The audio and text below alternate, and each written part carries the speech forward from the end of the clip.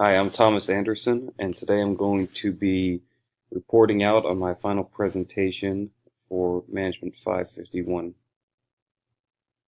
I chose to work through my project of college planning and advising. The reason I chose this topic is because my family is currently working a startup small business for college advising and planning. This started because my father's actually a certified financial planner. So what he was looking to do was take his knowledge base and subject matter expert opinions and be able to drive them towards a different aspect than the historical financial planning for families. So in doing this, he identified that there were some significant gaps in the college planning process as he was working through sending 4 kids off to college. So over the past 5 or so years, he has been pulling together some research, and I've been working this with him to identify gaps in the current college planning segmentation and ways to build off of current utilized formats. So in this, the current state that we would look at is mainly online options. With the technology boom that's gone on in the past couple decades, that the online presence for college advising is growing significantly. This is because the online platforms can reach a significant amount of customers, and it can drive a significant amount of data to these customers. However, these tend to be kind of a plug-and-play type of platform. It's more or less a glorified database with some matching algorithms that go into it. So there's some significant strong points in these websites, but they need to have refinement and the implementation of the subject matter experts like the certified financial planners to really drive the benefit to the end user. So I built a process map to walk through the current state and then one to build up the future state as well.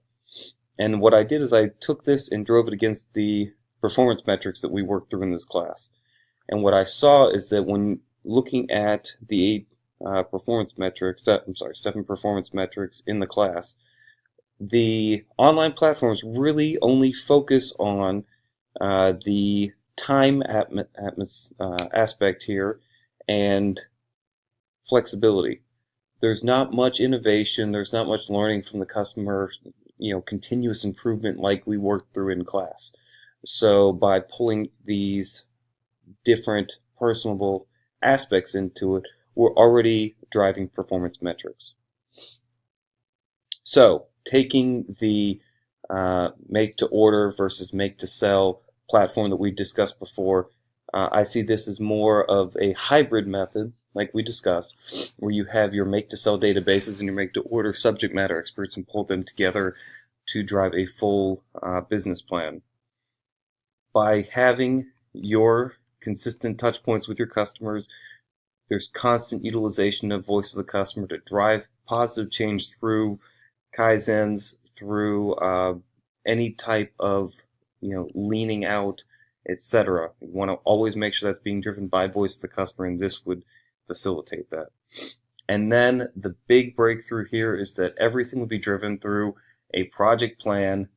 As we discussed in class, this would identify bottlenecks, this would identify resources that would be needed, and ensure that by moving from an automated platform to a hybrid of automated and manual, we're not creating bottlenecks in our system. In doing this, I'm taking significant amount of class topics and resources and driving it to build a strong value proposition to the customer. So the final result was that detailed project plan. On the right, we see that there's 4 key metrics, 4 key steps that we're looking at through high school planning, college major, college advising, and then the financial aspect of this. The action plan built a sustainable model that will continue to evolve based off of that feedback to drive customer satisfaction through feedback and analysis. Thank you very much. That concludes my presentation.